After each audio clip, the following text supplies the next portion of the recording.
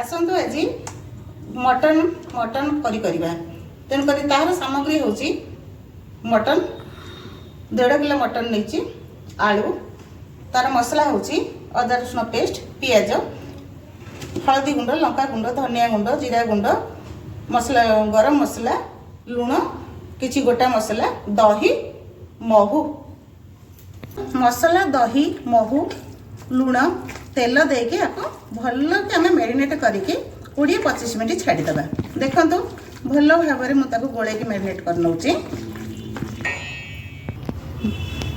देखो तो गैस लगे कि मु डिश टाको गरम करदेली तापरे आमर आवश्यक अनुसार तेल पकईदबा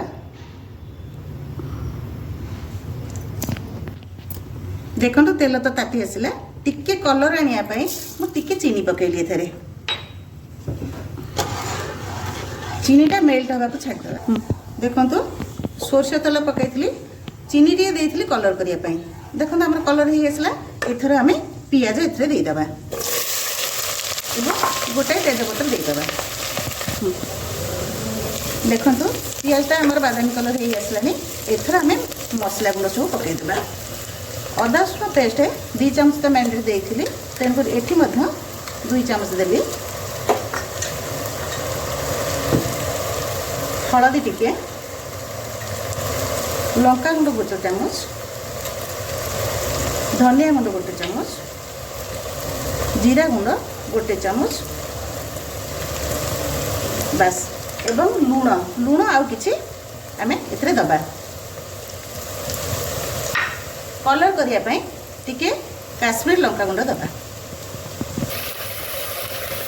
मसला गुड़िक आमे पुणी ताधरे गोळई नै टिके सीम आंचरे मसला कषिबा मसला गुड़िक कषिकी किछि समय आमे ताको घोड़ाई नबा देखो आमे टिके मसला गोड़ाई दबा मसला गुड़िक गोड़ाई देला परे देखो आस्ते आस्ते तेल छड़ी आसलानी आमे सामान्य टिके पानी देकी आउ टिके ताको सिझिया को छाड़ी दबा देखो मसला केड़े सुंदर तेल छाड़ी सारानी एथर आम 20-25 मिनट भी हो गलानी भितर मसलाटा आम मटनटा जो मैरिनेट कर रखीचु तार एथरे आम आस्ते आस्ते देदेबा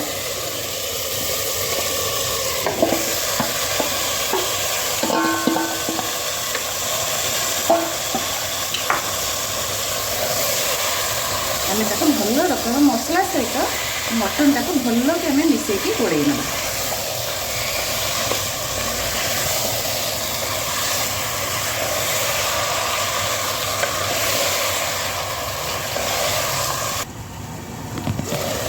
मझे मझे एमती आम गोड़े दबा ना मटन गुड़िक तले लगिज तरकारी लगिगले एगुड़ाक भल लगे ना देखो कलर बढ़िया आसला आस्ते आस्ते ताको मझे मझे आमते एमती गोड़े नबा ताको पुणी आम 2-3 मिनट छाड़ीदे घोड़े देकी छाड़ीदे चलतु आउ थे पुणी गोड़े नबा देखु मटन मसला और तेल केमी आस्ते आस्ते मसला गुड़िक गोड़े तेल छाड़ी आसला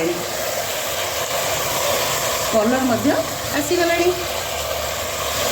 आम आधे आलू पकईकी पुणी कषि नबा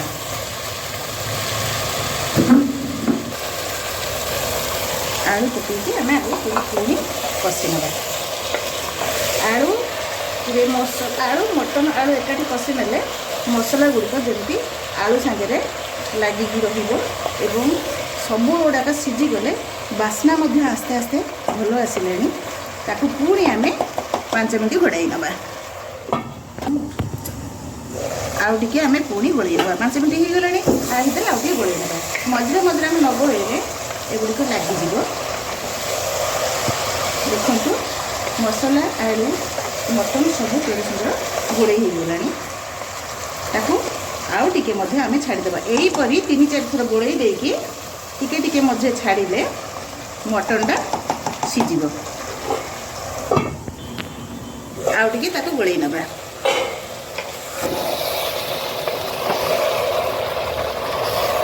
मसला सहित मटनटा भल कषि हेले मटन करी टेस्ट आसे एवं भल कि नरम कि एते सुंदर सिझीଯିव जे दांत नथिबा लोक मध्य आराम रे खाई परिबे। ताको आउ टिके मध्य गोळेई देकी छाडी दबा। देखंतु आउ टिके आमे गोळेई नै कि देखि नबा जे मटन टा केते भाग सिझिलेनी।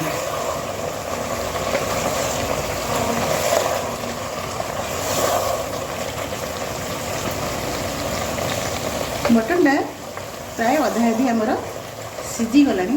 3 भाग सिझी गला पोरे आमे ताको पानी देई दबा। आउ टिके समय छाड़ी देकी आमे घोड़ेई नबा तापरे पानी दबा। आमे एथर ताको एथर गोळेई नै कि मटन टा 3 भाग सिझी आसलानी। आमे एथर ताको पानी देई दबा।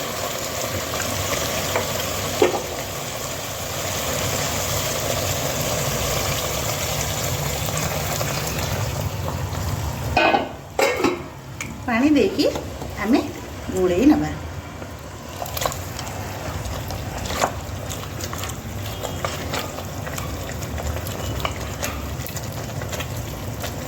देखो पानी देकी गोळे देला परे मटन कलरटा आसी जाइए।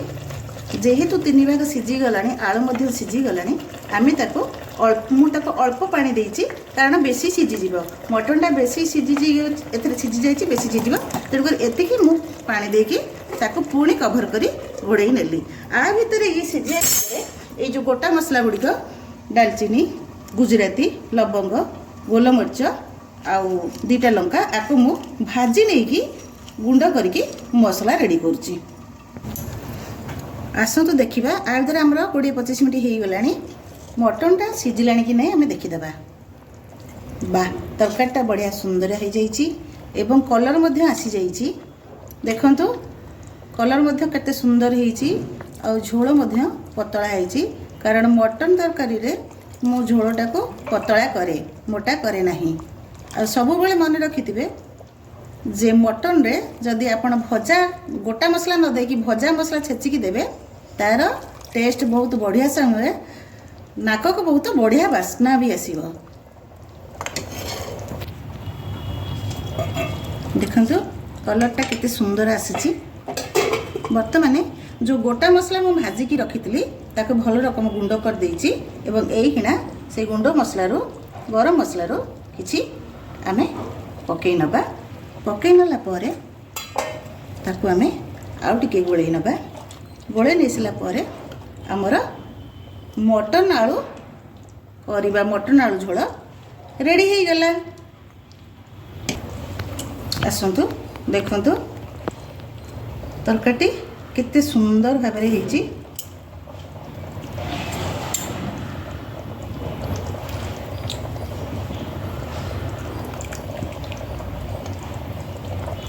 झोलटी बध्य केते पतला हेछि एवं नाक को बढ़िया बास्ना आछि।